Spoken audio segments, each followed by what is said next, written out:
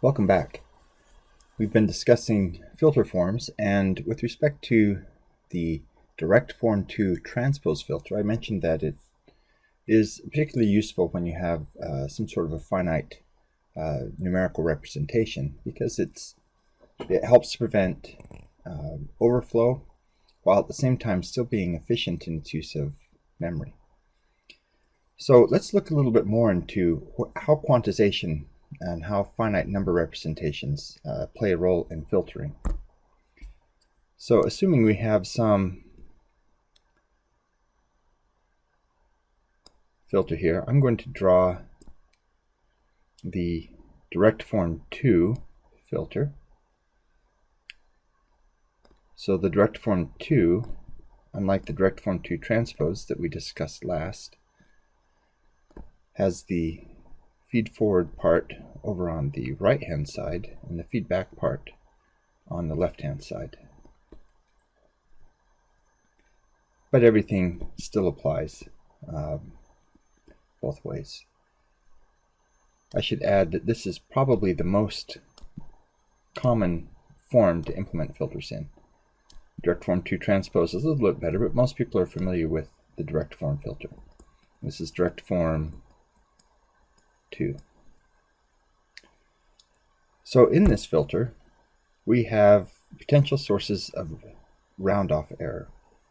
Every time we do a multiplication or an addition, we could have round-off. So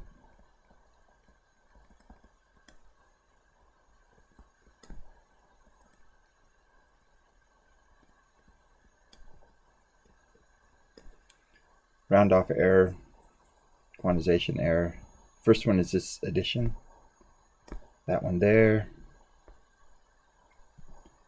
This multiplication and that multiplication. Likewise for each of these three. And this addition and this addition. So figuring out exactly how round-off error and finite precision representations affect a filter, as you can see, is quite complicated because it comes in many different places. So let's just get an idea briefly. We are not going to go into great detail in this class, but it's very important for you to understand some of the basic things that we're dealing with. Let's look at this one right here. We're going to label that as the error that shows up. The round-off error is going to be E in, because it's there at the input of N.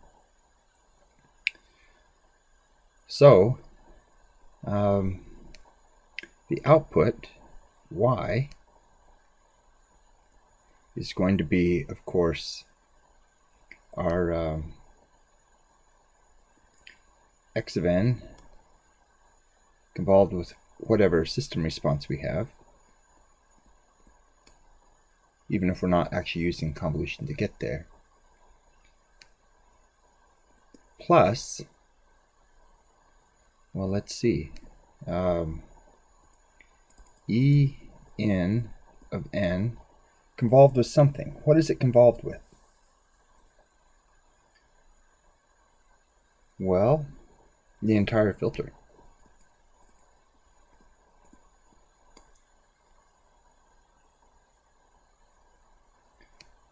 Plus, and then we're going to have a lot of other error terms that I'm not going to put in there.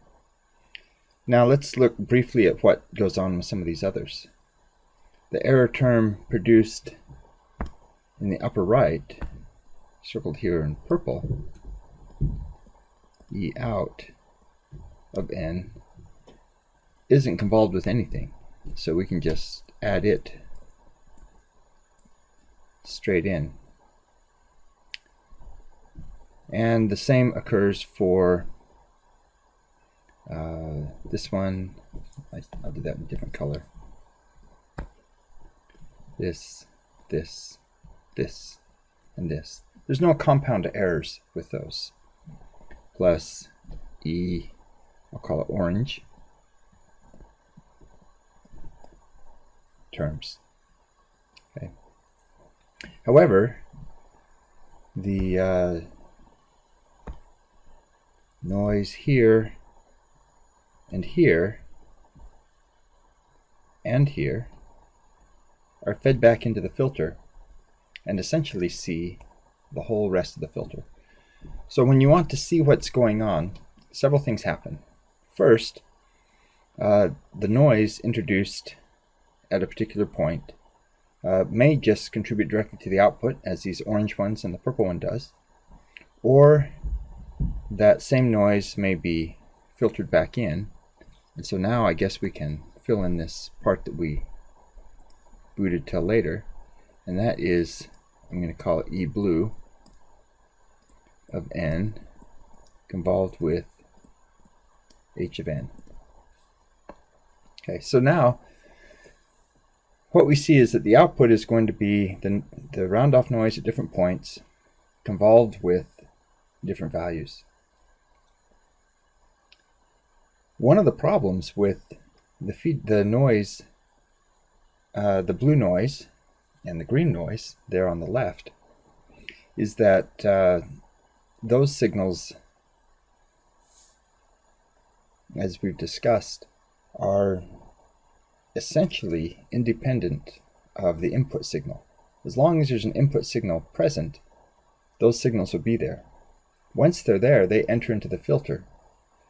And so after you turn off your input, after x of n goes away, the quantization noise that's still in the delay taps will come back and keep going around, and it's actually possible to have something that they call a limit cycle, where the quantization noise going through the feedback portion of your filter has enough gain that it in itself is now approximated. There's round off error, and that error continues going through the filter in such a way that the filter never turns off. It's always got some low level 1 or 2 bit oscillating back and forth down at the bottom of the resolution. And so that's a limit cycle. Like I say, we won't spend a whole lot of time looking at this, but it's important to know that these problems do exist. One nice thing about having the zeros on the right hand side is they can help clobber this noise that is generated there on the left hand side. So while the direct form 2 transpose rather was better for preventing overflow, the direct form 2 is better with dealing with round off error, because any round off error that's introduced in the left side of the filter is now hopefully attenuated by the operation there on the right by the zeros. Okay, so that's signal quantization noise. What we're going to deal with next is what happens when we round off or quantize the filters.